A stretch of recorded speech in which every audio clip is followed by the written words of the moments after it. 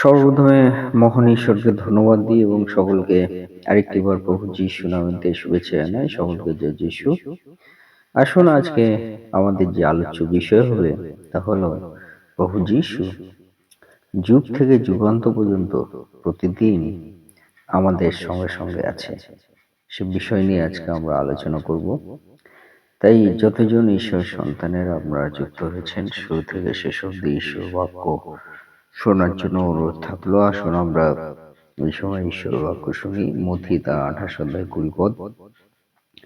আমি তোমাদিগকে যাহা যাহা আজ্ঞা করিয়াছি সে সমস্ত পালন করিতে তাহাদিগকে শিক্ষা দাও। আর দেখো, আমি যুগান্ত পর্যন্ত প্রতিদিন তোমাদের সঙ্গে সঙ্গে আছি। ঈশ্বর তার বাক্যে আমাদের প্রত্যেককে আশীর্বাদ যুক্ত করুন। আমেন। হে আমাদের স্বর্গীয় পিতা, জীবন্ত প্রভু, তোমার মহান আমি ধন্যবাদ করি, প্রশংসা করি প্রভু। এই সময় তোমার বাক্য যে শোনার সুযোগ করে দিয়েছ, সে বাক্যের মধ্যে দিয়ে তুমি আমাদের জীবনে কথা বলো, সঙ্গে থাকো সমস্ত প্রার্থনা যিশু নামে চাই। আমেন। আজকে পিতা ঈশ্বর তিনি আমাদেরকে বলতে চান যে পিতা ঈশ্বর তিনি চান যেন আমরা তার যে শিক্ষা, সেই শিক্ষা সকল আমরা গ্রহণ করি। তার যে আজ্ঞা সকল, সে সমস্ত যাতে আমরা সেই আজ্ঞা সকল থেকে আমরা শিক্ষা নিই। এবং পিতা ঈশ্বর তিনি আমাদেরকে একটি বিষয় বলতে চান যে তিনি যুগান্ত পর্যন্ত, অর্থাৎ শেষ দিন পর্যন্ত প্রতিদিন তিনি আমাদের সঙ্গে সঙ্গে তিনি থাকবেন। সেই বিষয়ে পিতা ঈশ্বর তিনি বলতে চান। তার মানে পিতা ঈশ্বর তিনি বলতে চান তিনি আপনাকে ত্যাগ করবেন না, আপনাকে দূরে রাখবেন না, আপনাকে পিতা ঈশ্বর আপনাকে একেবারে ফেলে দেবেন না। কিন্তু পিতা ঈশ্বর তিনি প্রতিনিয়ত আপনার সঙ্গে সঙ্গে থাকবেন, আপনাকে সাহায্য করবেন এবং প্রতিনিয়ত আপনার সঙ্গে সঙ্গে উপস্থিত থাকবেন। পিতা ঈশ্বর সে বিষয় কিন্তু বাক্যের মধ্যে দিয়ে বলতে চান। তাই যদি বছরের শেষে যদি পিতা ঈশ্বর থেকে আমাদের জীবনে কথা বলতে চান, পিতা ঈশ্বর তিনি বর্ষ শেষে অর্থাৎ বছরের শেষেও তিনি বলতে চান যে তিনি আপনার সঙ্গে সঙ্গে আছেন, আপনাকে তিনি ত্যাগ করবেন না, তিনি আপনাকে সাহায্য করবেন, আপনার পাশে থাকবেন, আপনার নিকটে থাকবেন। হালেলুয়া। যদি আমরা আদি পুস্তক 39 অধ্যায় 2 এবং 3 পদ এবং 21 পদ পাঠ করি, তাহলে যোসেফের বিষয়ে আমরা দেখতে পারি আর কিভাবে সদাপ্রভু সেই যোসেফের সঙ্গে সঙ্গে ছিলেন পিতা ঈশ্বর। আর লেখা আছে, আর সদাপ্রভু যোসেফের সহবর্তী ছিলেন এবং তিনি সফল কর্মা হইলেন ও আপন মিশ্রীয় প্রভুর গৃহে রহিলেন। আর সদাপ্রভু তাহার সহবর্তী আছেন এবং তিনি যে কিছু করেন, সদাপ্রভু তাহার হস্তে তাহা সফল করিতেছেন, ইহা তাহার প্রভু দেখিলেন।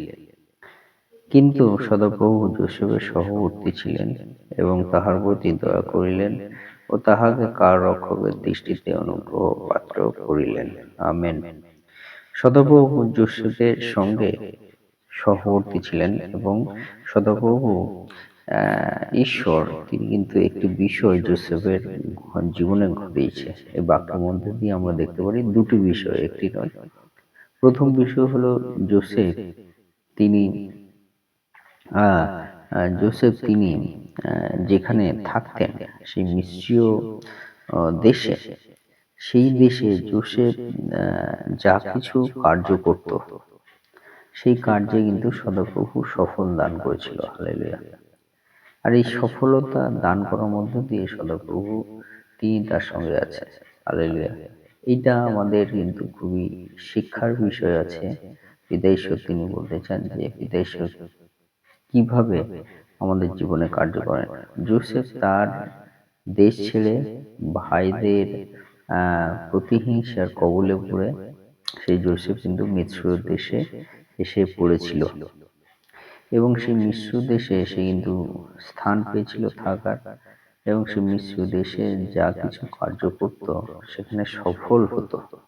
পিতা ঈশ্বর এইভাবে কিন্তু তার সঙ্গে ছিল। এটা একটা ঘটনা। এবং একটা সময় সেই জোসেফ তিনি মিথ্যা অপবাদে জেলে বন্দী হয়েছিলেন সেই মিশ্র দেশে, এবং সেই জেল থেকেও কিন্তু পিতা ঈশ্বর জোসেফের মধ্যে কার্য করেছিলেন, যে জেল থেকে যাতে উদ্ধার পায়, জেল থেকে যাতে রক্ষা পায়, সেই জন্য পিতা ঈশ্বর কিন্তু দয়া করেছিল। তাহলে পিতা ঈশ্বর সফলতা দিয়েছে, আবার পিতা ঈশ্বর দয়া করেছে বিপদের সময়। আর এই থেকে আমরা কি দেখতে পারি, যে যখন আপনার ভালো সময়, সেই সময়ও পিতা ঈশ্বর সফলতার মধ্য দিয়ে আপনার সঙ্গে আছে।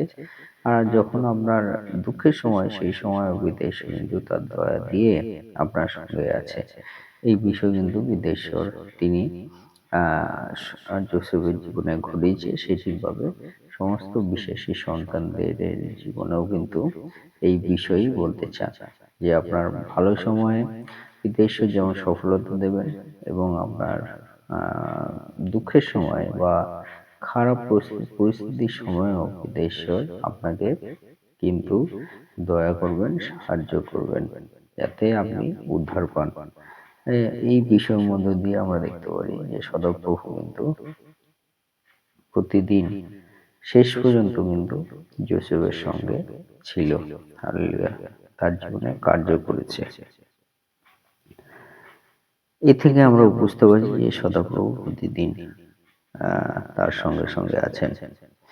এবং মার্ক তার 16 অধ্যায় 20 পদ, সেখানে যদি আমরা পাঠ করি, সেখানে আমরা দেখতে পারি, আর তাহারা প্রস্থান করিয়া সর্বত্র প্রচার করিতে লাগিলেন, এবং প্রভু সঙ্গে সঙ্গে কার্য করিয়া অনুবর্তী চিহ্ন সমূহ দ্বারা সেই বাক্য সপ্রমাণ করিলেন।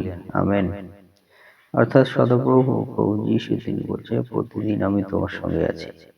আর সেই প্রভু যীশুর শিষ্যরা তাহারা কিন্তু প্রভু যীশুর বিষয়ে প্রচার করল, এবং প্রভু তাদের সঙ্গে সঙ্গে কার্য করল বিভিন্ন চিহ্ন সমূহ দ্বারা। অলৌকিক সেই কার্য সকল তাদের মধ্যে দিয়ে প্রকাশ করলো। এই মধ্যে দিয়ে আমরা দেখি সদাপ্রভু তাদের সঙ্গে ছিল। এবং 3 নম্বর যদি আমরা দেখি, যখন প্রকাশিত বাক্য 22 অধ্যায় 20 এবং 21 পদে, সেখানে আমরা দেখতে পারি, যিনি এই সকল কথা সাক্ষ্য দেন, তিনি কহিতেছেন, সত্য আমি শীঘ্র আসিতেছি। আমেন। প্রভু যীশু আইসো।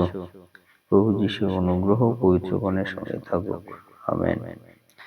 এবং সেই প্রভু যীশু তিনি কিন্তু আবার তিনি কিন্তু এই জগতে আসবেন।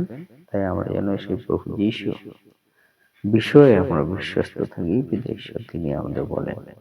তাই আজকে আপনাদেরকে উৎসাহিত করতে চাই যে আসলে যে প্রভু যীশু তিনি আমাদের সঙ্গে আছেন, তাকে আমরা অনুসরণ করি, তাকে আমরা আরাধনা করি, তার মহিমা গৌরব আমরা করি। ঈশ্বর তার বাক্যে আমাদের প্রত্যেককে আশীর্বাদিত করুন। আমেন।